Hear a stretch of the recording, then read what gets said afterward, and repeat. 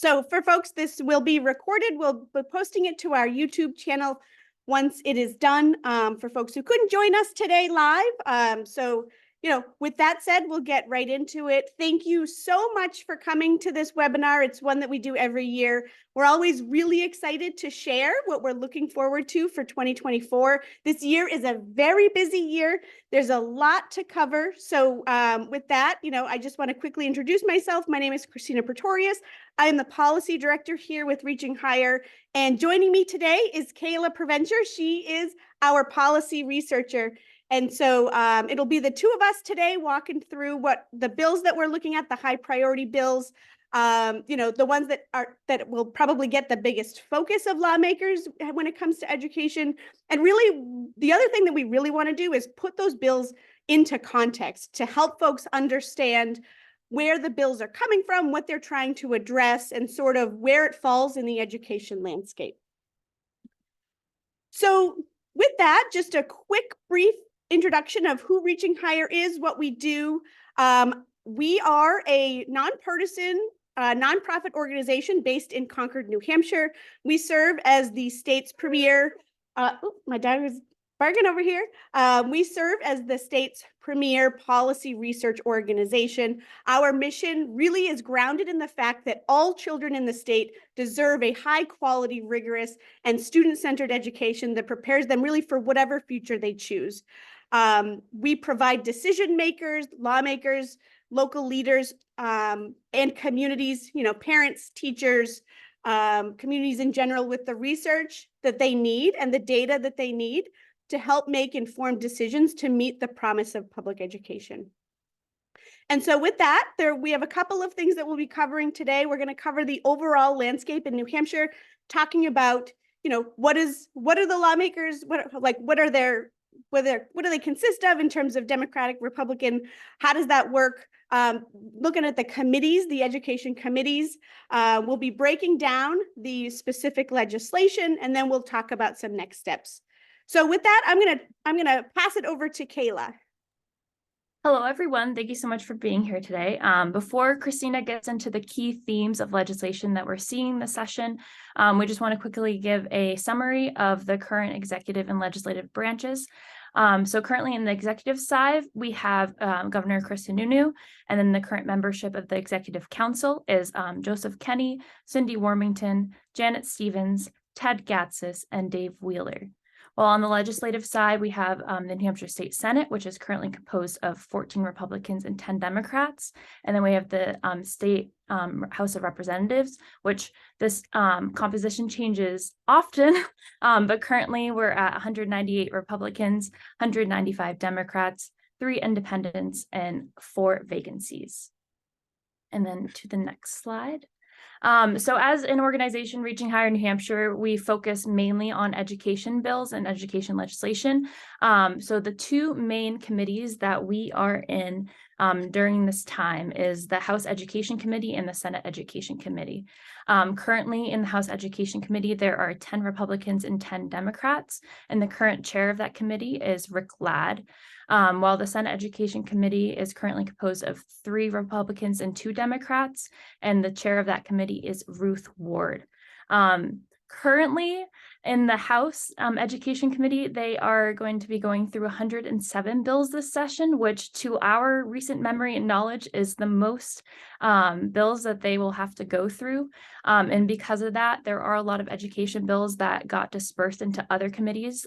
So we are also following Judiciary, Finance, Health and Human Services, Criminal Justice and Public Safety, Municipal and County Government, and Children and Family Law. But for the most part, we are in these committees, while the Senate Education Committee currently has 24 bills in their committee. I'm going to pass it on to Christina to get into the key themes of legislation we're seeing. Awesome. Thanks so much, Kayla. And so, when we think about legislation this year, when we think about the voting, on the House or the Senate floor, I think with the House in particular, a lot of people really recognize the close split. And we hear from a lot of folks that, votes often come down to who attended that day. So, it's quick moving. There are a lot of moving parts here. But, when we think about what we're watching, in terms of education. There are a number of key themes, but first we wanted to put a little bit into context. Since 2021, lawmakers have really radically reshaped public education and have tried to go even further each year. So, we've been dealing with persistently underfunded public schools for decades now. In light of that, lawmakers have in 2021 passed at the time, it was the most expansive school voucher program in the nation. Since then, there are other states who have opened it up to universal school voucher programs, so they are a little bit larger, but still, New Hampshire remains one of the most expansive in the nation.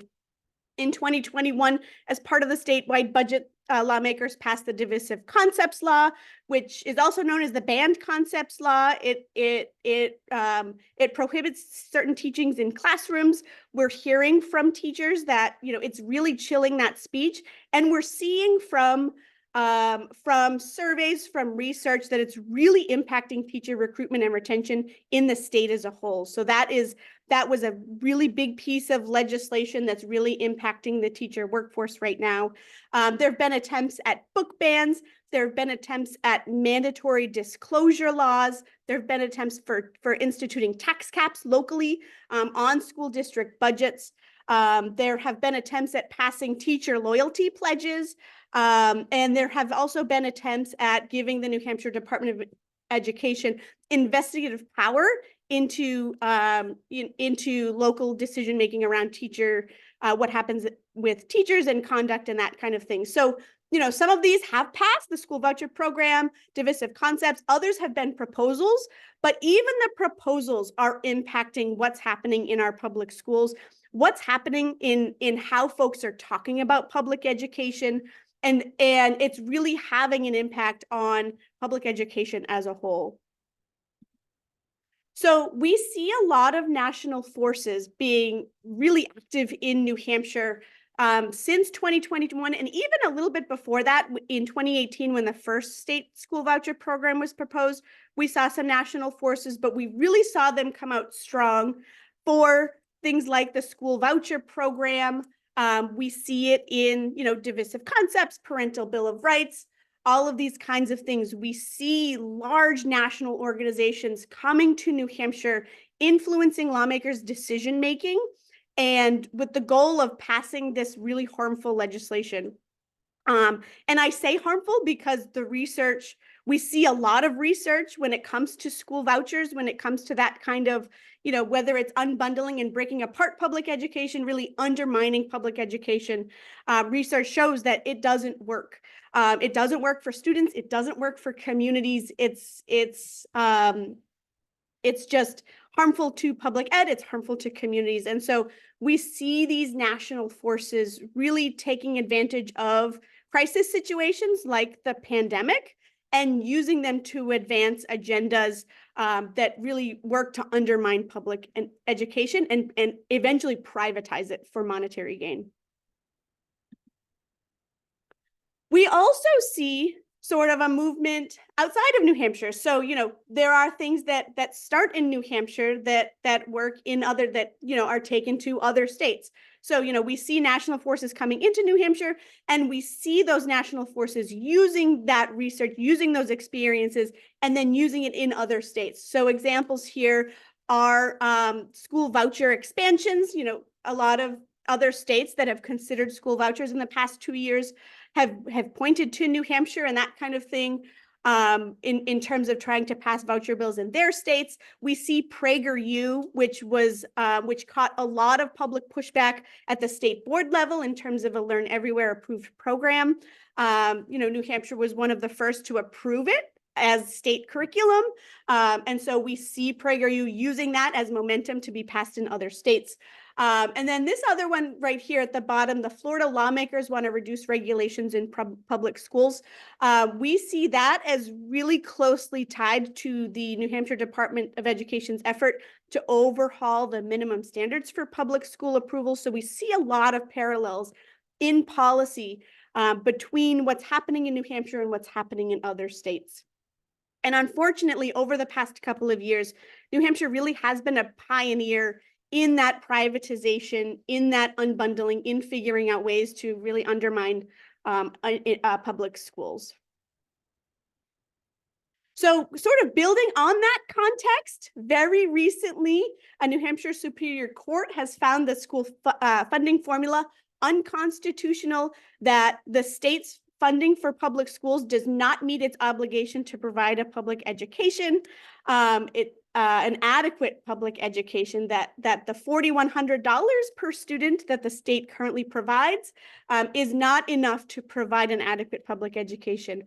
And, we see, when we see the state share versus what it actually costs to educate public or run public schools, educate students in their public schools, historically, the state funding amount has probably it's resulted in about 30% of the overall spend, whereas the local share is about 70%, 65 to 70% after federal funding. And so, the Superior Court found that, that is not okay. There is no school in the state that can operate on the current base adequacy formula, and ordered it to be quite a bit more. And so, we're working, that was very recently decided. And so, when we think about legislation, we're also thinking about that key aspect. And we'll get into it a lot more when we talk about school funding, but it's an important piece to remember as we go. And so, when we think about key themes, when we think about the big buckets, Kayla and I have gone through and we have read every education-related bill. There were a lot of them.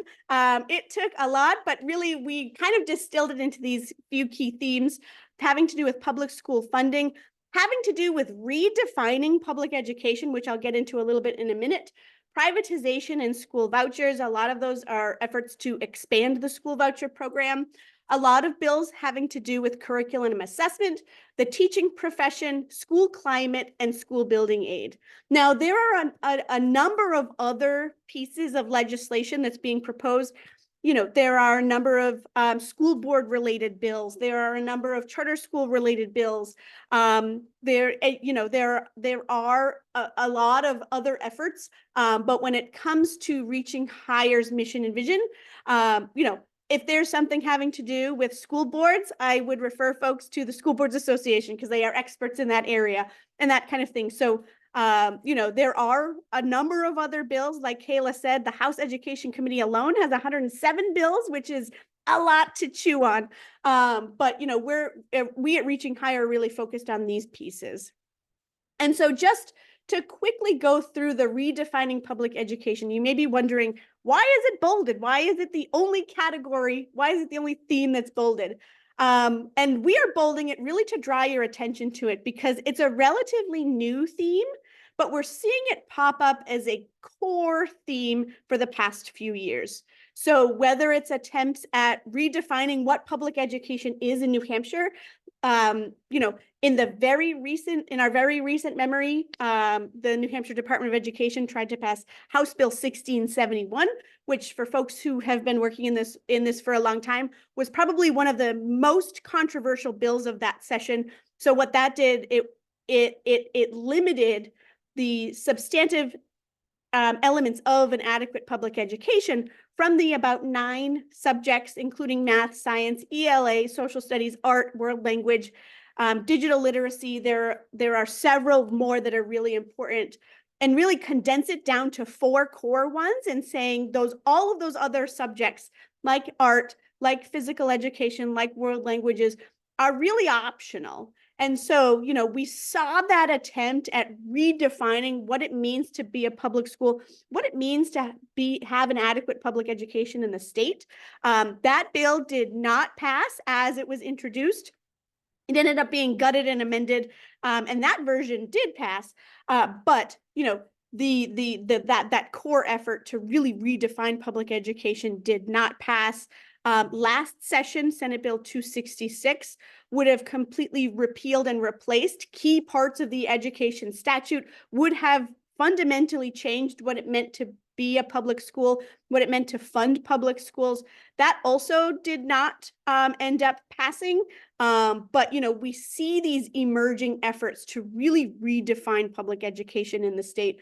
And this is a key theme And it's one that we are watching really closely, both in legislation and at the administrative level, with rulemaking and with those kinds of things. So getting right into it, the first one that we're going to talk about is school funding.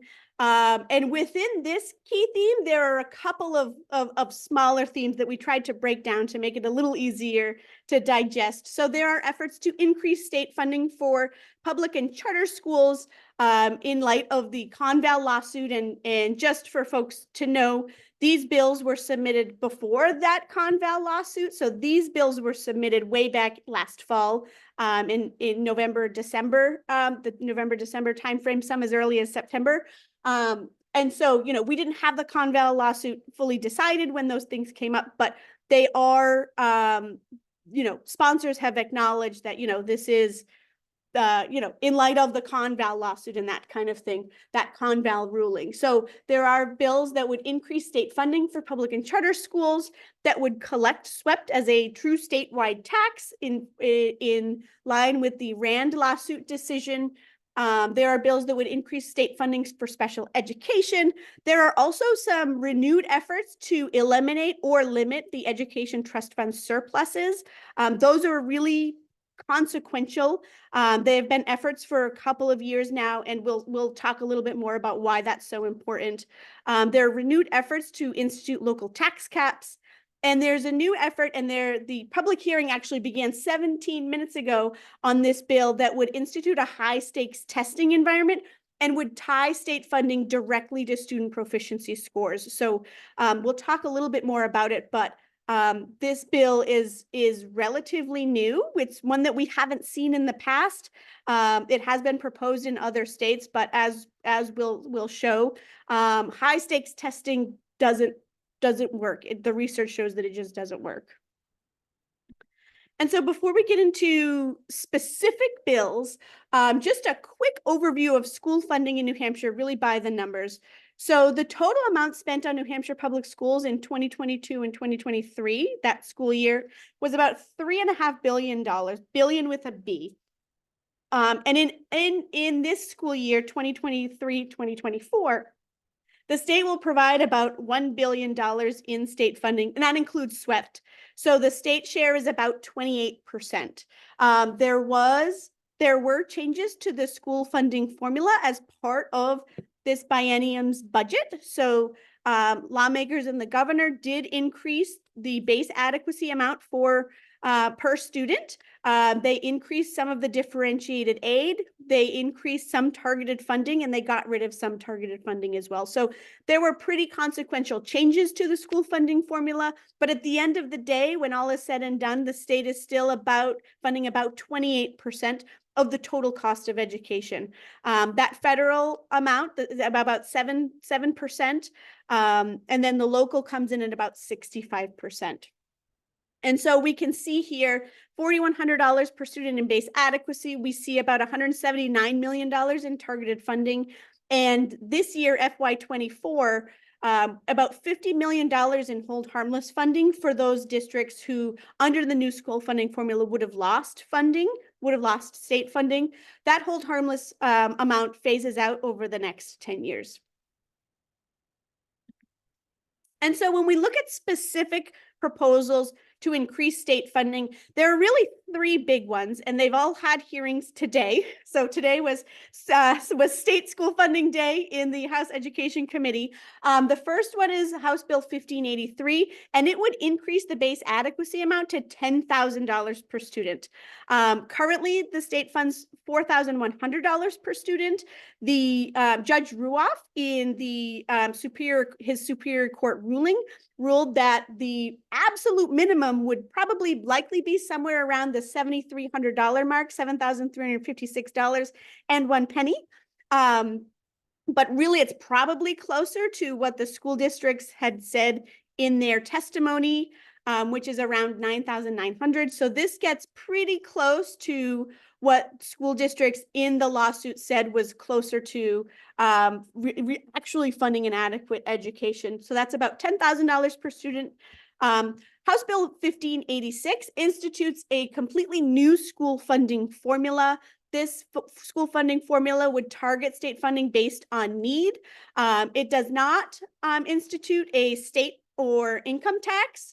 It does, however, institute a new minimum contribution for local property taxes. So, you know, the SWEPT would, the statewide education property tax, that state education property tax on your tax bill would be changed to have a minimum contribution. And then it would take those funds and distribute them based on that state formula. This bill, the formula that is in HB 1586 is a similar formula to the one that came out as a recommendation of the Commission to Study School Funding in 2020. So we see efforts, really lawmakers who are on that committee continue to use that research and use those recommendations to bring it forward year after year. House Bill 1656 would increase special education funding significantly. So it would increase special education funding to $27,000 per student. Currently, the state funds it at $2,100 per student. So that is quite a bit more. School districts do receive some federal IDEA funding for special education. And then that's those state dollars, but the rest is required to be made up by local taxpayers. There is a consensus among a lot of people, both within New Hampshire and nationally, that, you know, the federal government isn't living up to its promise for fully funding IDEA. And, you know, this here in New Hampshire, the state, there are some concerns around the lack of funding for special education. So that bill really tries to address those concerns. And when we look at the breakout, what the impact would be. Current law in FY24, the state funds about $1.1 billion in state funding, and again that includes SWEPT. The Conval decision would bump that up, you know, under that $7,356 per student. That would increase it to about $1.5 billion in state education funding for FY24. If House Bill 1583 were passed, that would increase it even more to about $1.9 billion for this fiscal year. And then House Bill 1656 would be about $1.8 billion. So you can see what the impact statewide would be on that. And it's important to note here that HB 1656, where 1583 would be every student, 1656 is really targeted at students with disabilities.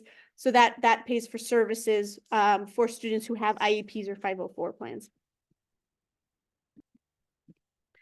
And so, you know, when we compare House Bill 1583 and 1656 to how it would change the pie slice in terms of the local versus state share, the current formula, like I said, about 28% is paid for by the state of these total education expenditures. And I do just want to point out that these numbers, these percentages rather, aren't exact because the Department of Education hasn't posted the very latest total expenditures. So we're using the latest ones we have, which were the 2022-2023 school year. So there is a little bit of a year mismatch there, but it was the best we could get with the data that we have.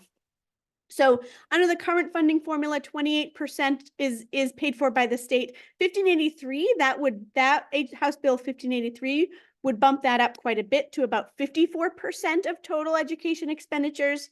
And House Bill 1656, would be somewhere in the middle. That pie chart slice is wrong because that is the same as the current formula, but it's somewhere around 35% of that, between 35 and 40%. So we would see that pie slice would change significantly. Something that's really important to note here, you know, we've been hearing a lot of conversations about increases in state funding for public schools.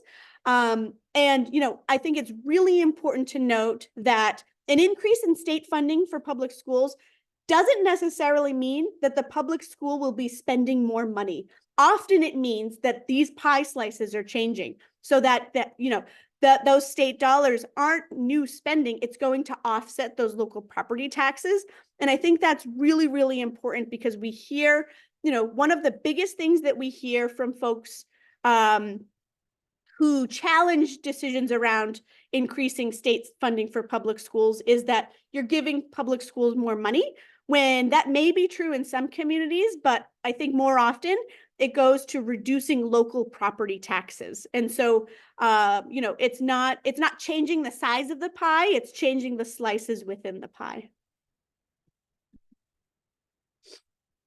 And so moving on to some of the efforts to change the Education Trust Fund, there are three big efforts this year to change the Education Trust Fund. House Bill 1560 would require that all Education Trust Fund surpluses would be returned to the general fund at the end of each fiscal year. House Bill 1560 is being proposed by Representative Weiler, who proposed a very similar amendment to last year's, to this biennium's, but in 2023, he proposed a budget amendment that would have done the same thing. It would have eliminated the Education Trust Fund surplus.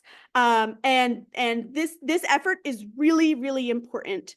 You know, the Education Trust Fund, as we'll see in the next slide, has been running a surplus for several years now. But when we think about eliminating the surpluses, sending them to the general fund and that kind of thing, there are a lot of considerations here to talk about. House Bill 1570 would use the Education Trust Fund surplus to fund school building aid initiatives. We'll talk a little bit more about exactly how when we talk about school building aid, but in the context of the Education Trust Fund surplus, that is another big effort. And then Senate Bill 552 would use the Education Trust Fund surplus to fund teacher recruitment and initiatives. So that caps the surplus that the Education Trust Fund could have, and then any amount over that would go to teacher recruitment incentives and other kinds of initiatives, teacher prep programs. You know, there are a couple that have just passed, there are a couple that lawmakers are considering, but some of the surplus over a certain amount will go to those types of initiatives. And so what's really important to note here about the Education Trust Fund is that having a surplus is a relatively new phenomenon, and having as high as a surplus as we had, which was estimated to be about this scale goes to this chart goes to 2022, but in 2023 the surplus was projected to be around $160 million, which is quite a bit of money. That is a very new phenomenon. That is not something that really has persisted historically. You know, we see here in 2013, really from 2013 to 2018, the trust fund ran a deficit. And when the trust fund runs a deficit, it pulls from the general fund, meaning that it pulls from the general fund really funds all of the other state programs, whether it's HHS, Fish and Game, agriculture, all of those kinds of things. And so, you know, when we think about funding things out of Education Trust Fund surplus, it's a real, there are a lot of considerations for it, namely that the trust fund surpluses are very new. They are not something that doesn't typically happen. The trust fund was created in 1999, 2000, right around the turn of the century. And, you know, since then, in the early years, there was a lot of variation, but in the 2010s, the trust fund, as we can see, ran quite a deficit. It is also important to note that this isn't the first time that lawmakers have tried to change the Education Trust Fund. In 2019, after the trust fund was projected to have a surplus, Governor Chris Sununu attempted to merge the Education Trust Fund and the general fund as part of the 2020-2021 state budget. That did end up failing because lawmakers were really concerned about the fund and what it meant for not only education, but for all of the other pieces that are funded from the general fund. One lawmaker said that, you know, one of the difficulties that she saw is that over the last 10 years, the trust fund had not been enough to actually fund adequacy. And they've had to fill it from the general fund. And then, you know, the year that they have a surplus, they want to do away with the fund. And so, you know, there have been several efforts in the past to eliminate whether it was the trust fund altogether or those surpluses within it. But there are a lot of considerations. One of the other big pieces that I would like to note in talking about the Education Trust Fund is that surpluses in the trust fund really matter, especially when it comes to conversations around school funding. And so when we think about the Education Trust Fund and when we think about surpluses, a lot of folks see that money and they say, hey, we can use that to fund whether it's school building aid, whether it's the public school infrastructure fund, whether it's targeted aid, having that money to actually fund public schools. And so by eliminating the surplus in the trust fund, I think over time, what it will do is it will fundamentally change how we talk about the school funding formula and what we want to see from it. So with that, that's really the big key takeaways of the Education Trust Fund. One of the other bills that we really wanted to talk about today was the high stakes testing. This is House Bill 1675 that had a hearing today at 1 p.m. And that bill would tie state funding directly to student proficiency scores. Once completely phased in, school districts would receive 0 state funding for students in grades 3 through 8 who did not score proficient on their statewide assessment. This is extremely important for a number of reasons, the least of which is it's really unclear how school funding would work for K through 2 and for high school, because this really carved out, students take the statewide assessment in grades 3 through 8. So, what about a kindergarten student? Do they receive full funding? Do districts receive full funding for them? In high school, the same thing. So there's a lack of clarity around that, but I think even broader, tying state funding to proficiency scores, to assessment scores, to standardized tests. Other states have tried that and it doesn't work. It's really problematic, and it ends up hurting the students and the communities who need funding the most. There has been decades and decades of research around the correlation between adequate school resourcing around school funding and student outcomes. The latest, this was from an MIT journal on education policy, finding that when under-resourced schools received a 20% increase in school funding, it resulted in nearly 20% increases in math scores, 17% increases in English scores, 16% increases in social studies scores, and 18% increases in science scores. So, this, a lot of numbers there for sure, but really this affirms decades and decades of research around the importance of school funding, and particularly funding districts that need it the most, that have students with high needs and that kind of thing. And so school funding, when we think about that high stakes testing, the research would suggest that it kind of goes in the opposite direction of helping students and helping schools. And so for our next big theme, it really has to do with redefining public education.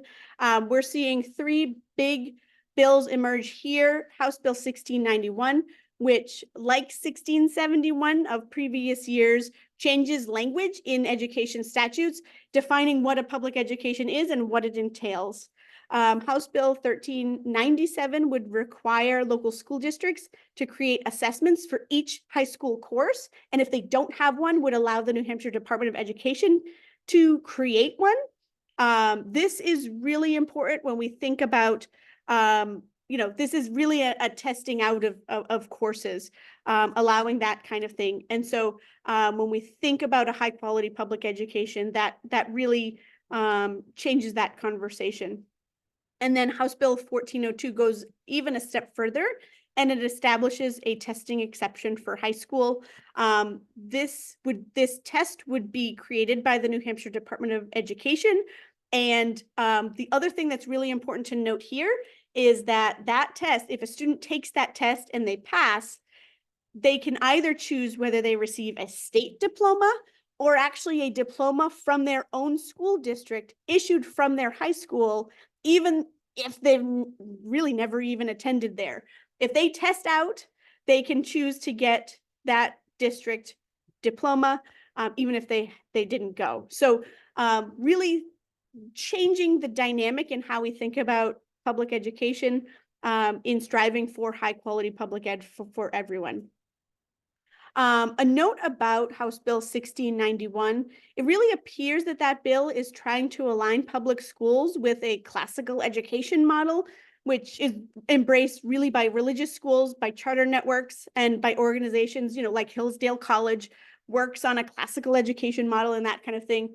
But there are practical implications in what it would change in terms of the RSA 193E2A. That substantive education, and would likely have school funding implications as well. So when we think about these bills, when we think about the efforts to redefine public education, so this is why those school funding lawsuits were so important, those rulings. So those rulings had to do with this figure, this $4,100 per student, saying, hey, your state is making us do these X, Y, and Z, all of these statutory requirements for an adequate education. It costs more than $4,100. The judge said, it's at minimum $73.56. And so this number is inadequate to pay for that. And so what we're seeing are really attempts to instead talk about this and have the conversations around, you know, how much does it actually cost? We're seeing efforts to change the statutory requirements, change this side of the equation. And this is really relatively new in terms of an effort to combat discussions around equitable school funding. And so, you know, it's something that whether it's here legislatively or whether we're talking about the minimum standards for public school approval overhaul, these pieces are really important, and they're something that we're watching really closely. So one of those bills that would do that in 2022, House Bill 1671 did that. And if for folks, a lot of folks have seen this graphic right here. This is one that we shared on social media. We got tens of thousands of people who saw it. There was historic engagement at the House Education Committee meeting opposing the bill that would have cut all of these pieces from the core knowledge domains. But this year we see House Bill 1691, that bill that I had talked about earlier, really, I think is sponsors are probably trying to align state law with a classical education. But I think we see very similar threads here, and where it does change as RSA 193E2A, that it would likely have some school funding implications. And so when we go back to that equation of the statutory requirements equal the amount per student, you know, this is really big. This could have a really big impact on that, even if it's not the intent of the sponsors. And so the next big bucket that we're going to be talking about is privatization and vouchers.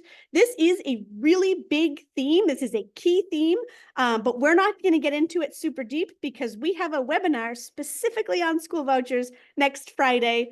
Kayla will drop in the link at the end, but we will be going much further into the school vouchers, how they operate right now in New Hampshire, what are the enrollment trends, those kinds of things, what are the stats that you need to know, what are the very specific bills that we're watching, and what is the research show about school vouchers. So that'll be next Friday at 10 a.m. But for the purposes of this webinar, there are 6 bills that expand eligibility. Most all of them would really, in a way, create universal eligibility, just kind of in workaround ways. So the first one is House Bill 1561, and that creates categorical eligibility. One of those categories is a student would be eligible for a school voucher if they were concerned about, you know, getting a common cold in their school. And so, you know, you can see how that would be a very slippery slope to universal eligibility. House Bill 1665 would increase the income threshold. Right now, it's 350% of federal poverty guidelines, which is about $105,000 for a family of 4 annually. And those federal poverty guidelines are updated each year by the federal government. It's not something that lawmakers have to do, but This would increase that from 350 to 500%, which would cover most families in New Hampshire. House Bill 1677 would create it because students who did not qualify for a voucher in the previous year then would qualify. And right now, the only requirement for qualifying is that income requirement. And so, you know, for families who make over the income threshold, say they make $1 million a year, they could apply 1 year and they could be denied because they didn't meet the income threshold. The following year, even though they're making $1 million a year, they would qualify for that school voucher. House Bill 1634, pure universal eligibility. That is just the purest one you got. It just strikes through all of those, all of the income threshold language in current statute, makes everyone ages 5 through 20, if they're eligible to enroll in school, they are eligible for a school voucher. And then Senate Bill 442 would create eligibility if a student was denied a school reassignment request under the Manifest Education Hardship Law. That was passed by the Senate Education Committee. They recommended yesterday an ought to pass motion. The vote was 3-2. It was split along party lines. That'll probably be going to the Senate floor for a full Senate vote within the coming weeks. But we will be watching that one as well. But important to note here that even in categorical eligibility, even for Senate Bill 442, where students were denied their school reassignment request, if a student's family meets the income requirements, they don't have to prove any of this. They're automatically eligible. And so, you know, if a student was denied a manifest education they don't have to go through that process in order to be eligible. So really, this is for the wealthier families. This would make those wealthier families eligible. So that's something that's really, really important to note as well. House Bill 1652 is another effort that's returning. This would establish a locally funded school voucher program. These school vouchers would be funded from local school budgets, not by the state, by local district budgets. It would be 2 times the base adequacy, which is about $8,200 per student, plus differentiated aid, no less than what students received in the first year. So if the first year they qualified for free reduced lunch differentiated aid, the second year, even if their family moved out of that income eligibility, they would still receive that differentiated aid. And so, you know, this is a very different take on school vouchers in terms of how they are funded. This does require it to be passed via a warrant article on a 3/5 vote. So although this is enabling legislation, it is still one that we are watching really closely because of the impacts that it could have on local school district budgets, on local public schools, and so forth. So it's one we are watching really closely. This did fail the last time it was brought up, and then it was House Bill 607. It was actually technically tabled, so don't quote me there. It was tabled and it remains on the table. But this is an effort that we're watching very closely. And then there are a number of bills to introduce some more accountability into the program. So House Bill 1592 would prohibit school voucher funds to be used for religious schooling. There's a House bill and a companion Senate bill that would require every year students to prove that they are eligible via income. Right now, if a student is deemed eligible their first year of enrollment, even if their family makes more money and they phase out of the income eligibility, they still participate. So you're eligible the first year, and for the rest of your school career, you are eligible to participate even if your income exceeds that threshold. House Bill 1512 limits the school voucher program to the budgeted amounts. It's important to note that over the past 3 years of the program, well, the first year it wasn't budgeted because they didn't know that it would be a program, but for the past 2 years that it had been budgeted, it has exceeded those budget expectations.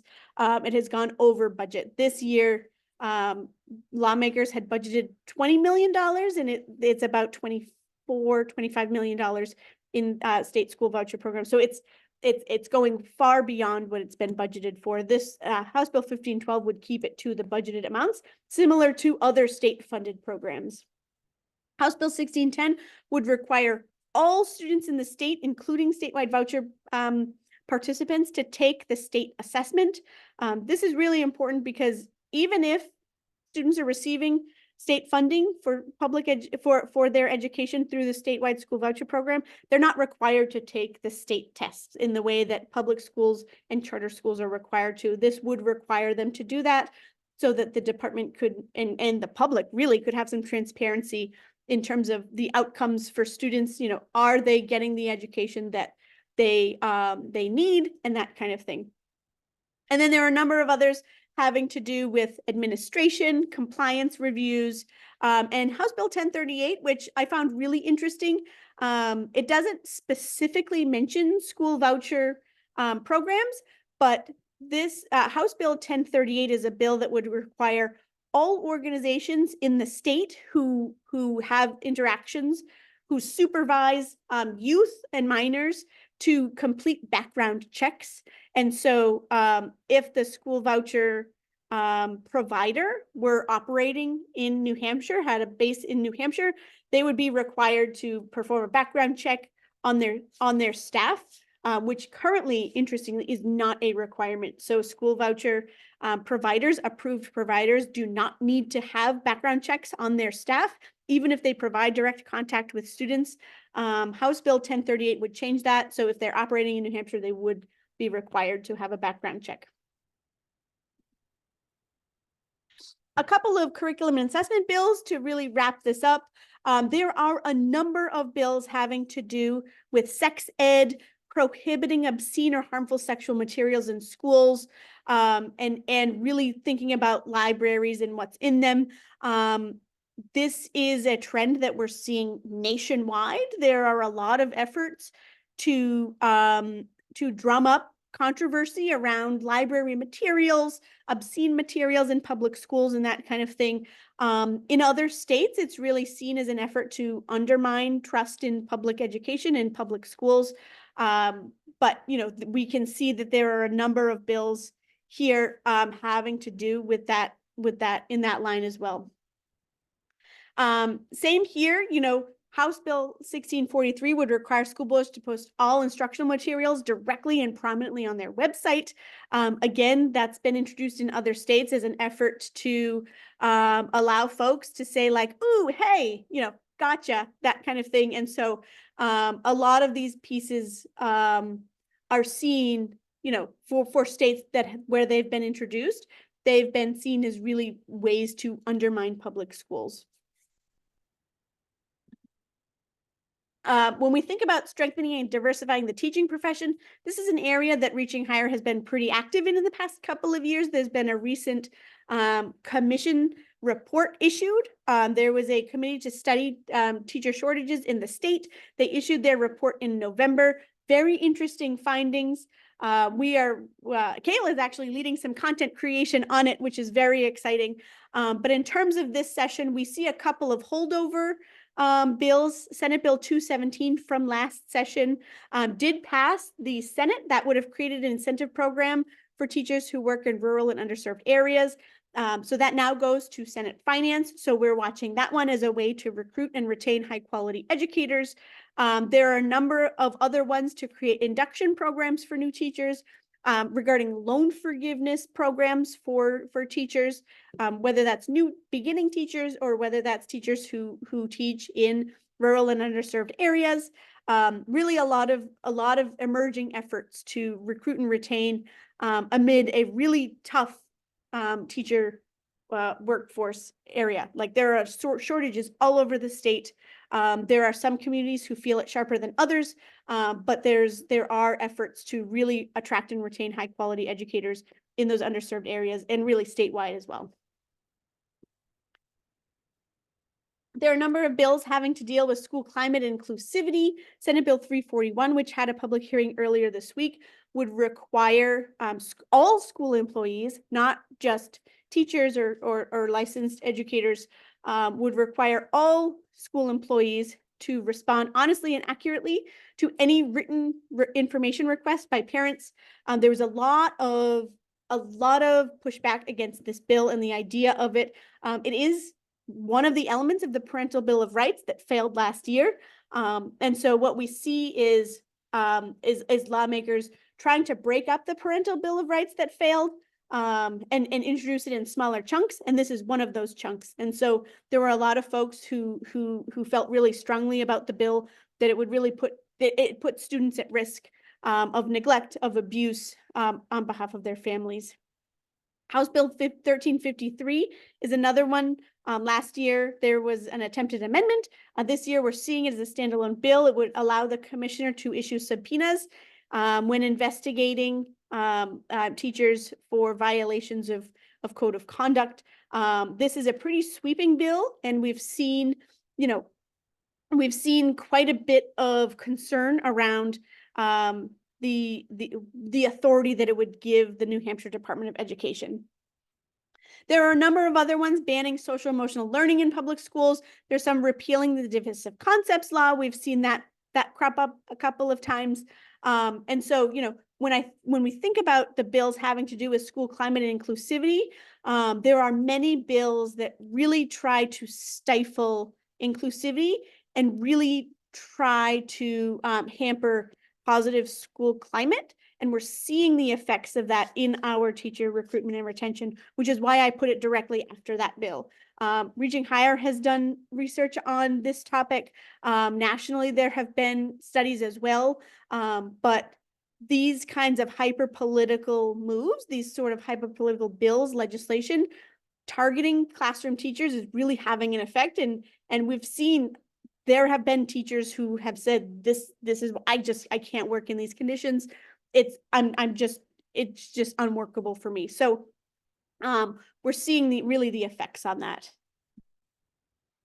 When it comes to school building aid, there are a number of school building aid bills, but there are three that really change, would be fundamental changes in the programs. Senate Bill 443 would increase the amount of school building aid per year from right now, it's $50 million. It would increase it to $60 million with at least $5 million per year funding projects that were started during the 10-year moratorium in the 2010s. And so that's relatively new. We haven't, in my recent memory, haven't seen those money being dedicated for projects that were started when the school building aid was on pause. And so that's pretty new. House Bill 1570, which is another ETF surplus bill, but would fund the school building aid fund with $75 million in the first year. And then it would take surpluses, 80% of the education trust fund surplus, to fund that pot. Like we've said earlier, education trust fund surpluses are a relatively new phenomenon, and especially as high as they have been. And so that's one that, we're watching pretty closely. And then Senate Bill 342 would phase out the current formula and replace it with a per student construction allocation fund. So a number of other bills of interest. House Bill 1422 would cut the business profits tax and business enterprise tax. That is a really big deal when we think about, and I'm going to skip these because we're running out of time, but when we think about the business enterprise tax and the business profits tax, they are pretty big slices of the funding pie. And so cutting them is really, really important for when we think about school funding in the future. And hat tip to New Hampshire Fiscal Policy Institute for this graph. I definitely took it from them, and this is based on 2021, but they do a really good job of tracking these developments. And so if you have any questions about revenue, about taxes, about those kinds of things, I would strongly encourage folks to go to the FPI website. And with that, to close, I'm going to hand it over to Kayla. Hello, I am back. So you've heard all of this amazing information, and now you're interested in participating and possibly testifying at a hearing. What are some steps that you can do? So there are two main ways that you can participate. You can go in person. You will arrive where the meeting is scheduled. You can find the schedule for meetings on the GenCourt website under their calendars. Oftentimes this is scheduled at the Legislative Office Building, which is the building directly behind the State House, and then for larger or bills that are predicted to have a larger turnout, they sometimes schedule those at the State House. So definitely pay attention to where the location is for those. When you arrive, you'll fill out a pink slip, and then you pass it to a committee member, and then you wait for your name to be called. So that is one way in person that you can testify. You can also submit written online testimony. You can find this under the meeting resources section of the main page of the Gent Court website. And we just want to note that the portal for online written testimony closes at 11:59 that night of the hearing. So if you miss the in-person hearing, you can always go online and submit your testimony afterwards. And then to the next slide. Just some really important things to remember. So House Education Committees and Senate Education Committees in the past have tended to meet on Tuesdays and Thursdays. It seems like Senate Education is sticking pretty closely to this so far with their scheduled meetings. But House Education has been noted by the chair that they will most likely have to meet 4 days a week coming up, and as we see in the future. So they'll probably be meeting most likely Mondays through Thursdays, depending on how quickly they can get through their 107 bills this session. Their meetings are also live streamed, all legislative meetings. You can find that either on the New Hampshire Senate YouTube page or the New Hampshire House of Representatives YouTube page. For both of those, I would go into the live tab and find it there. Anything that has been past live streamed or is scheduled to be live streamed, you can find directly in that tab. Some really important dates. Their winter recess for both the Senate and the House is February 26th to March 1st. Crossover is scheduled for April 6th, and that's when all of the bills that are in the House will go over to the Senate and vice versa. And then some important dates for later down the line. Committees of conference are scheduled to be formed on June 11th, and the last day to vote on committee of conference reports is June 13th. Awesome. Thanks, Keela. And just as we close, wanted to plug our webinar next week on school vouchers that will be held on Friday, January 19th at 10. And there's a cool short bit.ly link there. We went through a lot really fast here, especially when it comes to school vouchers. This one, we will actually have time for questions and answers, which will be great. So we would encourage folks to come. This is a big, school vouchers are a very big priority of both parties in both chambers. It is extremely consequential to public education. And so, anything we can do to get more information out there to make more informed decisions, we would love to do. So if there are any burning questions that you have on school vouchers, please feel free to email them to us.